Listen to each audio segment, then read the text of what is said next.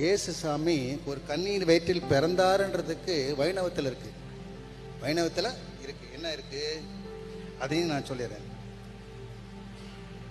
வைணவத்தில் பொய் நின்ற ஞானமும் பொல்லா ஒழுக்கும் இன்னின்ற நீர்மை இனியா உறாமை உயிரளிப்பான் எண்ணின்ற யோனியுமாய் பிறந்தாய் இமையோர் தலைவாய் என்று நம்மார் திருவள்ளுவத்தில் 1:350 சொல்லுது. இதுக்கு என்ன அர்த்தம்னா, பொய் நின்ற ஞானம் பொல்லா ஒழுக்கு, அதாவது பொய் நின்ற ஞானம் கெட்ட நடத்தை, கேடு நிறைந்த அசுத்த உடம்பு ஆகியவற்றால் கெட்டுப்போன மக்களை மீட்டு அவர்களுக்கு நீடு வாழ்வு அளிக்க கடவுள் மனிதனாக ஒரு கன்னியின் வயிற்றில் பிறந்தார்.